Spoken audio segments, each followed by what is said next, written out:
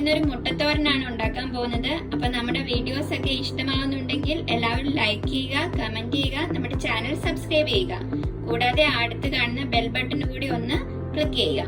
അപ്പൊ ചോറിനൊക്കെ പെട്ടെന്ന് ഒരു കറി ഇല്ല എന്നുണ്ടെങ്കിൽ വളരെ പെട്ടെന്ന് തന്നെ ഉണ്ടാക്കിയെടുക്കാൻ പറ്റുന്ന ഒരു മുട്ടത്തോരനാണ് ഞാൻ ഇന്ന് ഉണ്ടാക്കുന്നത്. വളരെ ടേസ്റ്റി ആയിട്ട് എങ്ങനെയാ ഉണ്ടാക്കുന്നതെന്ന് നോക്കാം.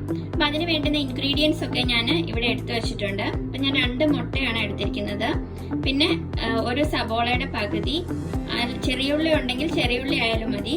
പിന്നെ ഒരു ചെറിയ തക്കാളി, ഒരു പച്ചമുളക്, കുറച്ച് ഇഞ്ചി, ഒരു 3 ടീസ്പൂൺ തേങ്ങ, പിന്നെ കടുക്, ഒരു നുള്ളു മഞ്ഞൾപ്പൊടി, കുറച്ച് കറിവേപ്പില, ആവശ്യത്തിന് ഓയിൽ. ഇത്ര സാധനങ്ങളാണ് വേണ്ടത്. അപ്പൊ നമുക്ക് മുട്ടത്തോരൻ വളരെ എളുപ്പത്തിൽ എങ്ങനെ ഉണ്ടാക്കാൻ നോക്കാം.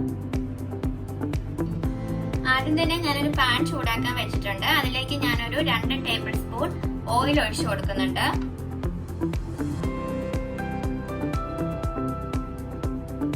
ഓയിൽ ചൂടാകുമ്പോഴത്തേക്കും നമുക്ക് കടുക് ഇട്ട് കൊടുക്കാം.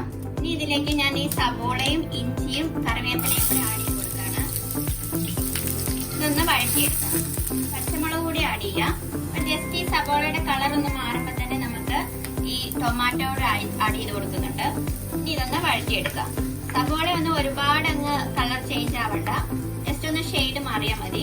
ഇനി ഞാൻ ഈ തേങ്ങയും കൂടെ ആഡ് ചെയ്ത് കൊടുക്കുന്നുണ്ട്. തേങ്ങ ആഡ് ചെയ്ത് കൊടുക്കുമ്പോൾ തന്നെ ഒരു നുള്ളു മഞ്ഞൾപ്പൊടിയും കൂടെ ആഡ് ചെയ്യുന്നുണ്ട്. ഇത് ജസ്റ്റ് ഒരു കളറിന് വേണ്ടിയിട്ടാണ്. ഇനി കുറച്ച് ഉപ്പിട്ട് കൊടുക്കാം. ഇത് നല്ലതുപോലെ ഒന്ന് മിക്സ് ചെയ്തെടുക്കുക.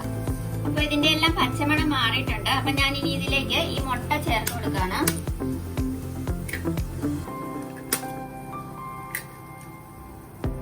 നമ്മുടെ ഫ്ലെയിം ഒരു മീഡിയത്തിലാക്കി നമുക്കിതൊന്ന് ഇളക്കിയെടുക്കാം.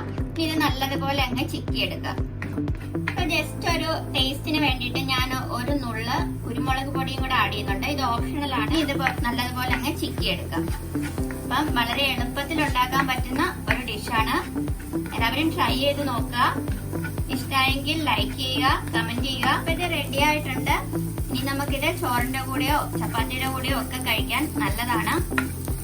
Thank you.